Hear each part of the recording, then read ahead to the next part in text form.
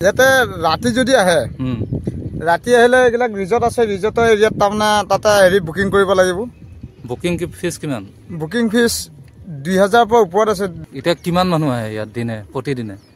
প্ৰতিদিনেতো মানুহ আহি আছে প্ৰায় 150-200ৰ ওপৰত মানুহ আহি আছে। আগষ্ট মাহৰ পৰা হয়। আগষ্টৰ পৰা হয় ফেব্ৰুৱাৰীলৈকে হয়। তো হাই বিমান আপোনালোকৰ আন এটা ব্লগলৈ আপোনালোক সকলোকে স্বাগতম জনাইছোঁ। এতিয়া যিহেতু পিকনিক সিজন হয় গতিকে আমি আগতীয়াকৈ আহি এটা পিকনিক স্পট দেখাবৰ কাৰণে আপোনালোকক চেষ্টা কৰিছোঁ। আৰু যেহেতু সকলোৱে ভাবি থাকে যে এবাৰ পিকনিক ক'ত কৰিম সেয়েহে আমি ভাবিলোঁ এটা এনেকুৱা এটা স্পট দেখুৱাই দিয়া যাওক যাতে সকলোৱে আহি পেলাই ইয়াতে ধুনীয়াকৈ সকলোৱে ব্যৱস্থা থাকিব আৰু ইয়াতে ধুনীয়াকৈ পিকনিক কৰিব পাৰে। আৰু সেয়েহে আমি চনকালৈ আহিলোঁ আৰু দেখা পাইছে চনকা পিকনিক স্পটটো কিমান ধুনীয়া এটা স্পট হয়। গতিকে আপোনালোকে ভিডিঅ'টো শেষলৈকে চাই থাকিব আৰু বেছি দেৰি নকৰোঁ আহক ভিডিঅ'টো আৰম্ভ কৰি দিওঁ।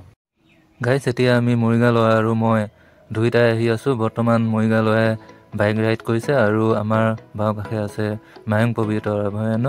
আহক আৰু অলপ গ'লে আমি পিকনিক স্পট পাই যাম।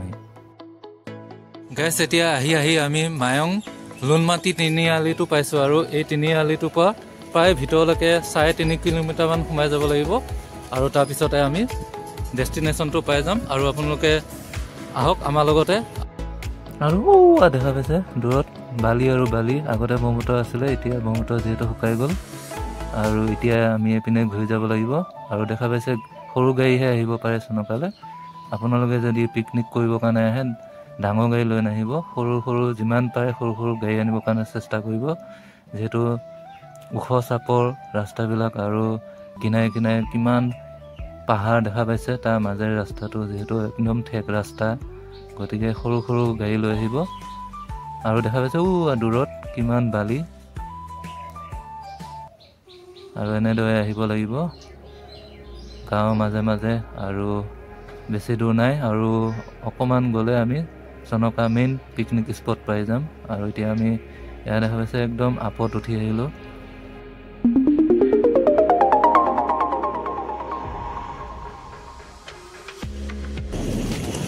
আৰু ইয়াৰ পৰা মেইন চনকাখন আৰম্ভ আৰু আমাৰ বাইকো ইয়াতে ৰাখি দিলোঁ। আৰু আহক এতিয়া আমি মেইন চনকাখন আমিও চাওঁ আৰু আপোনালোকো দেখাই দিওঁ। আৰু গাইজ দেখা পাইছে দুটা শিলৰ মাজে এটা ৰাস্তা আছে আৰু এফালেদি আমি যাম আগুৱাই। আৰু এফালে দেখা পাইছে পুৰা কেম্পবিলাক ৰেডি কৰিছে আৰু যিহেতু এতিয়া পিকনিক আহিলে গতিকে এতিয়া পিকনিকৰ বতৰত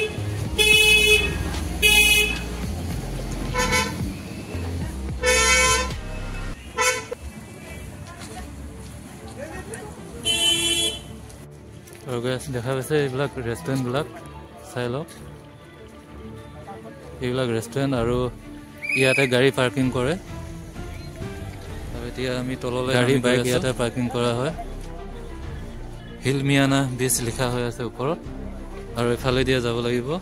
এখন হৈছে বাম্বু বীচ আৰু দেখা পাইছে কিট ভূঞা লাইট ওলমাই দিছে। ৰাতি আহিলে আৰু ধুনীয়া লাগিব। এতিয়া যিহেতু দিনত লাইটবিলাক খুলি ৰাখিছে আৰু দেখা পাইছে কেম্পবিলাক দেখা পাইছে ইয়াতে ৰাতি থাকিব পাৰে, বনাই কৰি খোৱা সুন্দৰ সুবিধা আছে। আৰু আগত দেখা পাইছে এইবিলাক বাঁহৰ কিট বঢ়িয়াকৈ আখৰ এইকেইটা হিল মিয়ানা বীজ বুলি আখৰে লিখি দিছে। ঘোঁৰা গাড়ী আৰু এইখন দেখা পাইছে ঘোঁৰা গাড়ী আপোনালোকে চলাব পাৰিব যদি আহে।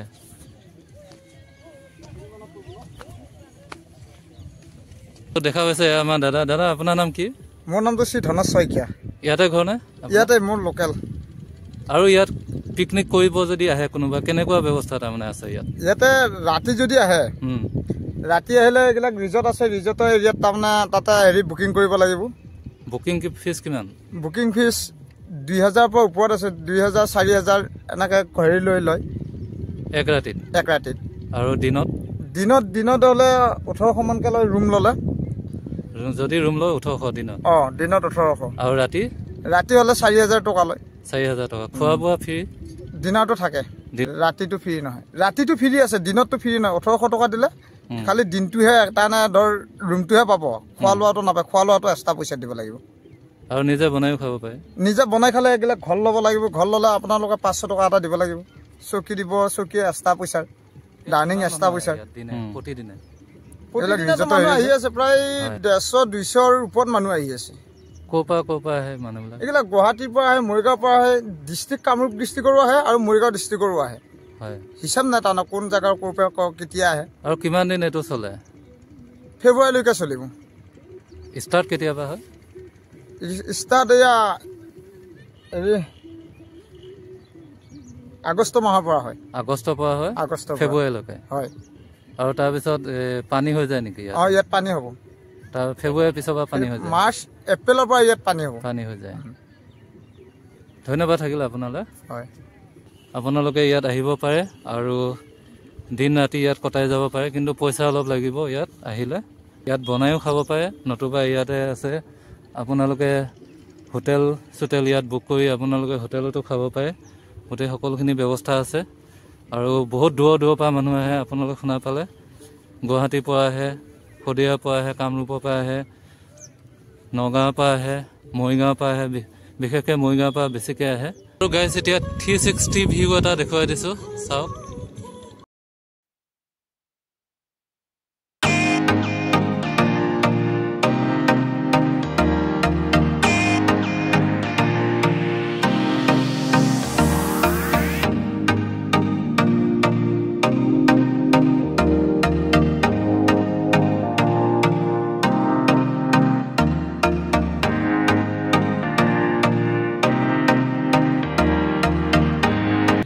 আৰু গাইজ চনকাত যদি আপোনালোকে পিকনিক কৰিবৰ কাৰণে আহে বা এনেই ফুৰিবৰ কাৰণে আহে, আপোনালোকে ঘোঁৰাত উঠিব পাৰিব। এয়া চাই লওক, ঘোঁৰাত গৈ আছে।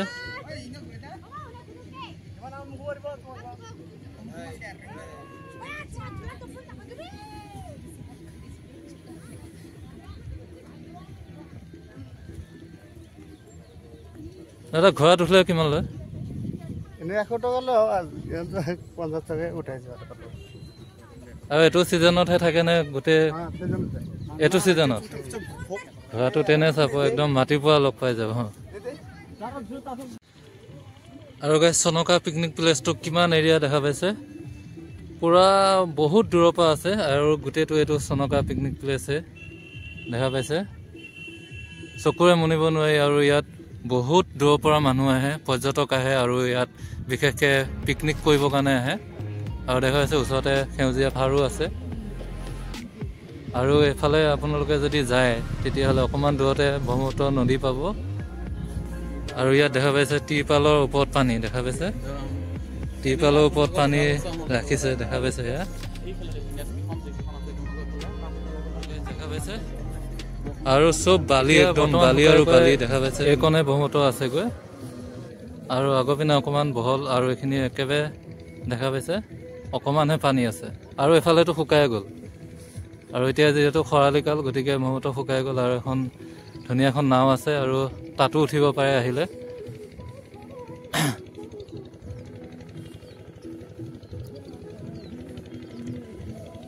আৰু সেইবিলাক দেখা পাইছে সিপাৰে একদম বিৰিণা অকৰা গছ পূৰা ভৰ্তি হৈ আছে। দেখা পাইছে প্ৰাকৃতিক সৌন্দৰ্যটো কিমান ধুনীয়া।